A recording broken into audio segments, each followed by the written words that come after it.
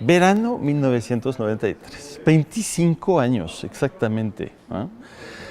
Naturalmente, mucho de tu vida está en esta película. ¿Cuáles son los retos más complicados al momento de representarse en la pantalla, sin que seas tú, de representar con toda la subjetividad, la emoción de una niña ya adulta, etcétera? O sea, yo creo que uno de los retos es como intentar contar la historia desde el presente de la niña, porque yo ya no soy esa niña, ¿no?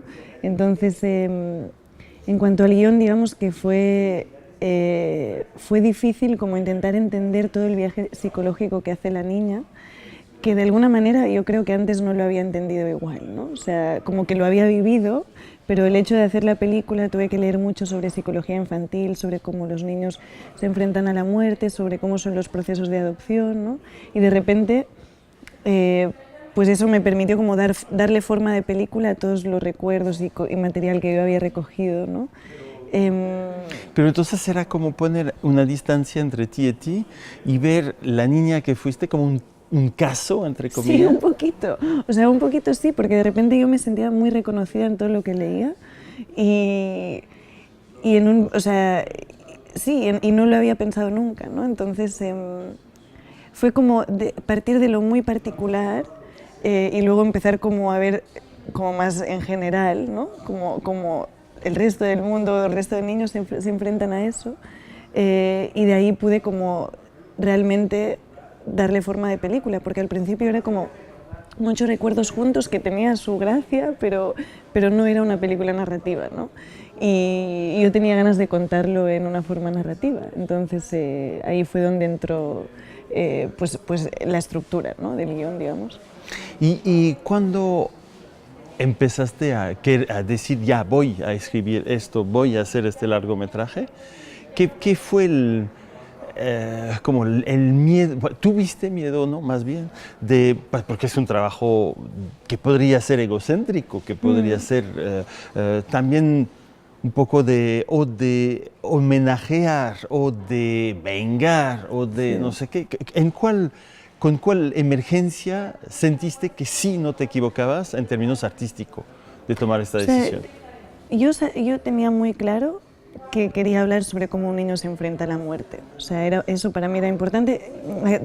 O sea, yo estoy en Londres, en la London Film School, y ahí hice un corto sobre dos niños que se encontraban a su abuela muerta, que lo hice justo después de que mi abuelo muriera. Y fue ahí donde descubrí que era un tema del que yo podía hablar, ¿no? Por mi experiencia.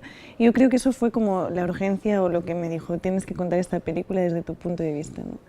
Y sí, así empezó, y luego sí que es verdad que yo lo pensaba, ¿no? O sea, porque mi productora me decía, no, puede ser una historia muy universal, ¿no? Y yo no, o sea, yo no le daba tanta importancia, yo quería contar la historia, ¿no? Y a partir de ahí, pues ver todo lo que salía y sí, o sea, un poco fue así. Pues ya conocemos todos esta cosa de que más es local, más se convierte en universal, y aquí más singular es el contexto, el personaje de esta niña, su fantasía, su energía, su sentido de la provocación, etc. Y el contexto también adulto alrededor, ¿no? Es muy singular, es entrañable, conmovedor, es lleno de ideas. Muchas felicidades. Sí, este viaje con ustedes, con estos personajes y tus actores es un placer, un gran placer, ¿no?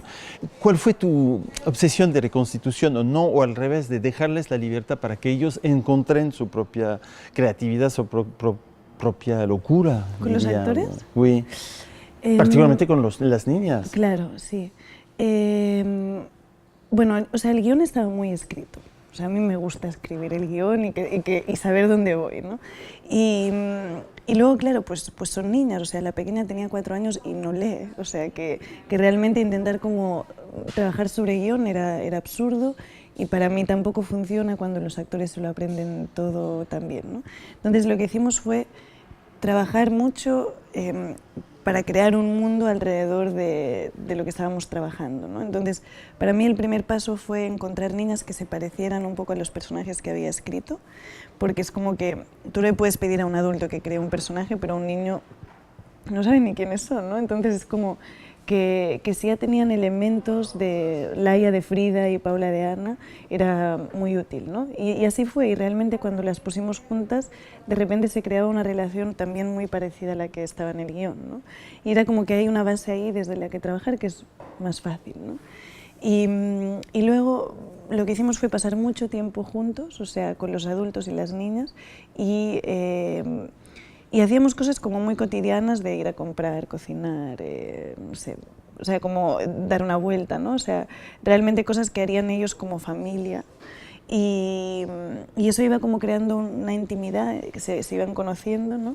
Y luego también hicimos improvisaciones de momentos previos al verano del 93, o sea, cosas que habían pasado antes, ¿no? Y fuimos como reconstruyendo toda la historia. Que ellos tengan pedazos claro, una memoria compartida Ay. de alguna manera, sí. O sea, como pues con Frida siempre le decíamos, bueno, pues tu madre está en el hospital, fuimos, no sé, a veces íbamos como al hall de un hospital y hacíamos como que salíamos de ahí con su tía, que es Lola en la película, ¿no? O sea, ahí íbamos reconstruyendo hasta llegar al momento en que le cuentan a Frida que su madre ha muerto y que se va a vivir con sus tíos, ¿no? Y eso lo hacíamos con los adultos también, ¿eh? O sea, a veces no estaban las niñas y teníamos escenas entre adultos. Y luego ya estuvimos, o sea, cuando habíamos hecho todo eso, estuvimos 2 semanas en las localizaciones ensayando las escenas de la película, ¿no? O sea, como ya más específicamente. Y eso. Y entonces lo que, o sea, durante el rodaje, que también es como un poco imprevisible, lo que pasaba es que podíamos rodar muy pocas horas. Entonces era importante que ellas supieran dónde íbamos.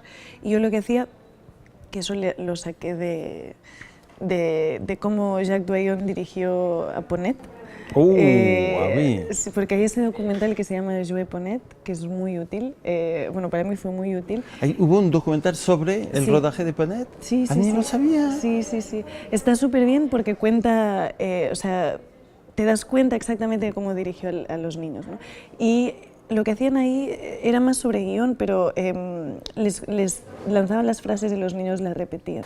Entonces yo eso también como que saqué la idea de ahí y hablaba mucho durante las tomas, que era una forma como de guiar a las niñas, y cuando tenían que decir cosas muy específicas les lanzaba y ellas repetían, ¿no?